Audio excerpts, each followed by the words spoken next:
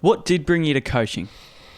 I fell into it. I got asked to coach, and I didn't want to coach because I coach myself, and I have only had one or two coaches, and I know how draining it can be. But I took on one athlete, then I took on another, and then before you knew it, I had a group of 30 people. And I've coached 2 Olympians, and I've coached multiple national champions, but I've also coached someone that ran a 7-hour marathon. So I ended up just having like a community recreation group, and then a sub-elite group and an elite group.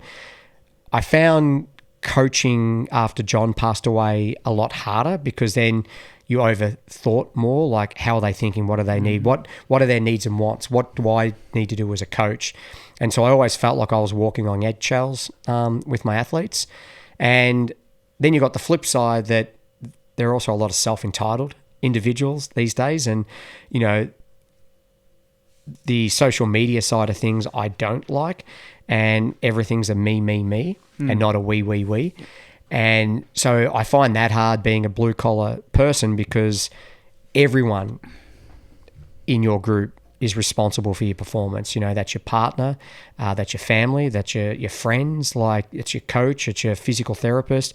And I've always been about uplifting everyone around me and making them feel valued as a person in my support network.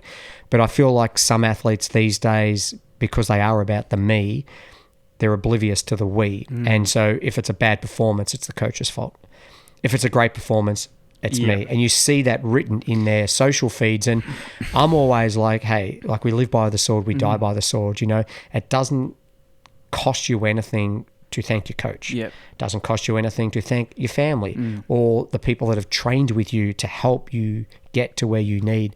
So one of the things that I've really enjoyed about not coaching anymore is it's allowed me to actually get my own sanity back, because I started to get to the point where I just don't enjoy the sport. I love the recreational side, because they're the everyday people, right? They're the ones that have families. They're the ones that are trying to grind out 60-hour weeks and fit the balance of just 2 or 3 runs in, because it's an outlet for them. They're about losing weight. They're about raising money for charity. They're about breaking 4 hours or running their first marathon. Like, there's so much joy that comes with that.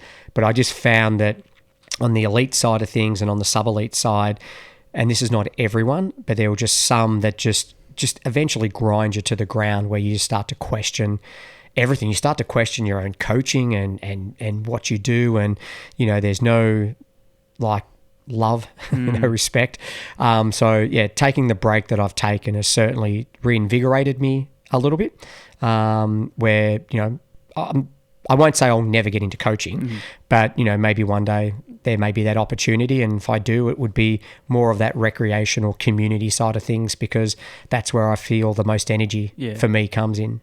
So do you build there's culture in running, I'm assuming, like there is culture in footy and that, and you're just saying how important it is.